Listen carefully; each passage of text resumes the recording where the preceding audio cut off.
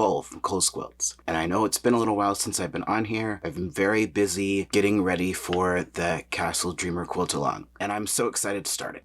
First of all, I want to say thank you to everyone who bought a kit and joined my Facebook group. I really underestimated how much work that was going to be, to be perfectly honest. I don't know what I was thinking putting that many colors in the quilt, but it looked so good.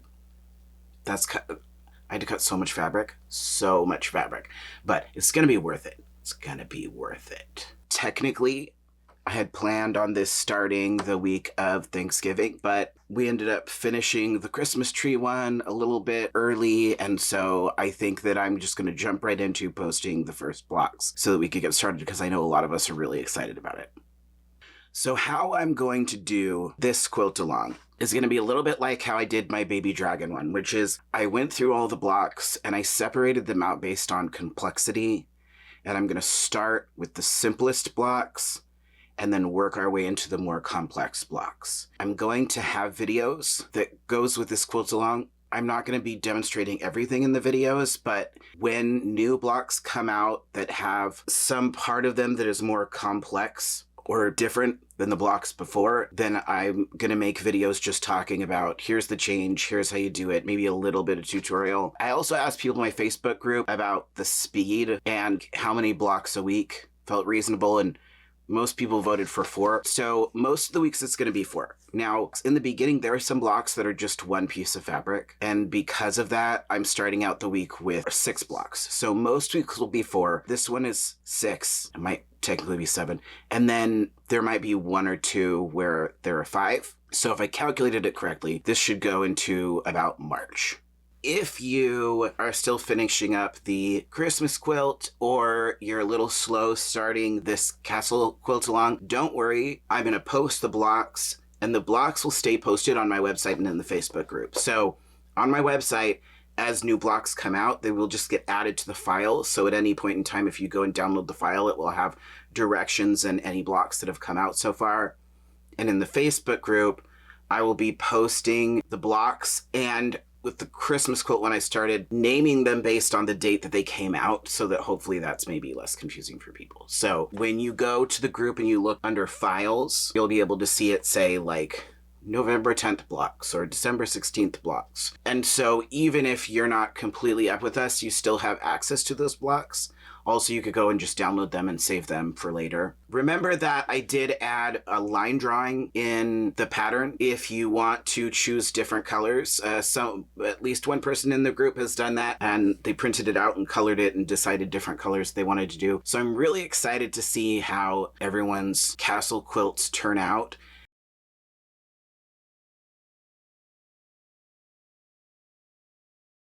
I like to print out my blocks on newsprint. I find that that's easiest. You could use any paper. I used to use just regular printer paper, but since I started using newsprint, when I accidentally run out of newsprint and use regular paper, it feels like way more difficult. One of the things that I want to point out, if we look at these blocks, is that the bottom row is a little bit smaller. So almost all the blocks are 7.5 by 7.5, but the bottom row see is a little bit shorter. So I'm just telling you that so it doesn't throw you off. So a few things that I want to point out about the first round of blocks. First of all, repeating blocks, meaning blocks that there are multiples of the same. And if you did the Christmas quilt along, there were a few blocks where this was the case. But if this is your first time doing a quilt along with me, here's an example of one of the blocks.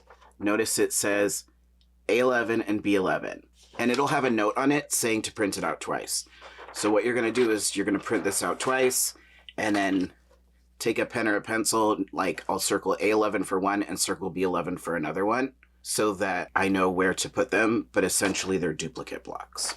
Some of these blocks are just one piece of fabric. So you notice it says V5, and that's all it says, because this whole piece is just one piece of fabric. Now, theoretically, you could say this is a 7.5 by 7.5 inch block with a 1/2 inch of seam allowance, so an 8 inch by 8 inch block.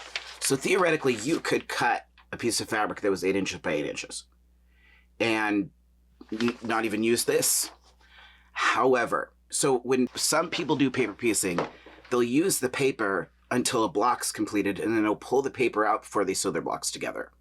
For me, I sew all the blocks together with the paper and then pull all the paper out once the top is completed. I find that it's easier to line things up when you do that. The reason why I would use paper in a situation like this where you wouldn't even necessarily have to is because if you cut just a piece of fabric that's 8 by 8 and then you sew it to a block that has paper on the back, it can create more tension or more pull on the paper side, and like the fabric piece has less structure to it, and I feel like that can be difficult to get it all nice and smooth. And so I will sew the fabric to the paper just for consistency so that all of the blocks I'm sewing together have paper on them. And so how I will do that is we would trim this block, and then if you only have one piece of paper, like I said, I like to keep the paper on, but since you're not sewing through the paper with seams, what I like to do is I like to put my machine on a very, very large, almost basting stitch. I set it to like 6, and just sew an X so that that really big loose stitch is holding that fabric onto the paper. This will be really easy to pull out later. So then once you sew everything together and you want to pull the paper out, I just take a seam ripper and cut 1 or 2 and then just pull the string out. And that sort of helps hold this in place. So the new blocks are all blocks that either are just one piece of fabric or are a very simple 2-piece block. So this tells you which piece to do first and which piece to do second. But in case you haven't figured it out, when you're starting, the first 2, A and B, no matter what it says on the block, you could do whichever one first and whichever one second. As a general rule, having your first piece be the largest piece is going to make it a little bit easier. Okay, and here's why. This is our large piece, that's the first one.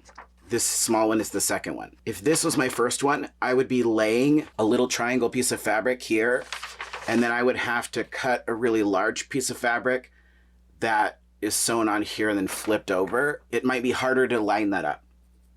Whereas if you start with the large piece against the block and then have the little piece sewn like this and fold over, that's going to make it a little bit easier for you.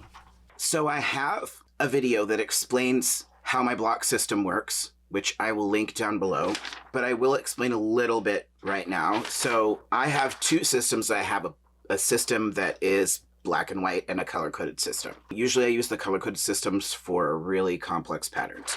So for this one, it's all black and white. So when you look at a block, you're going to have a square, and this is the seam allowance outside the square, and it'll have a little picture of scissors that shows this is where you cut it. Then you have any lines inside the square are going to be seams. Letters and numbers inside a rectangle are describing where the block is in the pattern. So C4 means that it's in column C and row 4. And then if a block needs to be split up into more pieces, into subsections, there will be numbers and letters that are in rounded squares that will describe subsections. So when we get to blocks with subsections, I will post a video about that. This says A/B95. That A means that's our first piece. The slash separates the A from the B9.5, and B9.5 is the color code. So that's what color is going to be there. So that's like the lightest blue. A means that's going to be first. So this shape here is the lightest blue, and this says B RV6.5, and that means this is the second piece that you sew on, and the color code is RV6.5. So that's sort of how you read this. I want to note that, I know it says this in the pattern, but I'm going to reiterate. There's a grid in the pattern that shows the columns labeled A, B, C, D, E, F, G, H, and the rows labeled 1, 2, 3, 4, 5. And what will sometimes confuse people is that grid is what you see on the paper. Now in paper piecing, we're looking at the paper side, but we're sewing the fabric on the back side. So when you're done with the quilt, the printed part of the paper is on the back of the quilt. So when you look at that grid, you are looking at the back of the quilt. That's why it's a flipped image. That can be a little bit confusing because if you're reading it from left to right, columns A, B, C, D, and then you're putting your blocks up on your design wall on the fabric side, you would think that A should be in the left, but actually it's going to be on the right because you're looking at the opposite side. So when you go to put it together, what I do when I'm looking at where it goes is I look at this side, but if you were to flip it, you're going to be sort of reading or looking at the blocks A through H from right to left instead of left to right. In these video tutorials, I am going to talk about some basic things you need to know to get started. However, if you know absolutely nothing about foundation paper piecing, these videos are not going to go totally in depth if you've never done it. I do have an online class that you can take for that, where you download this pattern, and I have videos that walk you through the simplest block to more complex blocks and all of the theory behind how to do foundation paper piecing. So if you bought the kit or you want to do the quilt along but you've never done it before, you could jump right in, or you could check out that class first just to sort of get your mind around it. There is a little bit of a learning curve. Other news. I have started carrying some thread. I thought that I would like the idea of putting some thread in my kits. So as of now, my kits have not included any thread. I've been testing out some different thread companies. And so in the process of this, you can now on my website order fat quarter bundles. And I also have some bundles, like surprise bundles, where you can get a number of fat quarters and a spool of thread, and you can just order it and you get surprise colors, or you can choose your colors. And so right now I have some Wonderfill and I have some Aurifil. Eventually, I'm probably gonna pick one to stick with. That's the one that I want. But for now, with the beginning ones I've ordered, I'm going to be having options of either one in some of the quilt kits and bundles of fabric and thread that I have online. There were a few lucky people that ordered kits where I just threw them in a surprise spool of thread. For the last quilt along, I was posting new blocks on Mondays. I might switch it up for this one and be posting the weekly blocks on the weekend, just because I think I have a little bit more time to do it on the weekend. Reminder that my Matterhorn quilt pattern is now out. You can get a quilt kit for that if you would like, and I have 4 different color options for it. So those are the first blocks. You guys can get started. These ones are really easy. I just went over a few things that you might want to know, but feel free to comment on this video to ask any questions or post in the Facebook group if you are confused about anything. And as we go, we will slowly get into the more and more complex blocks, which should be fun. And maybe for some of you, this is your first time foundation paper piecing. I hope you love it. I absolutely love foundation paper piecing. Happy quilting.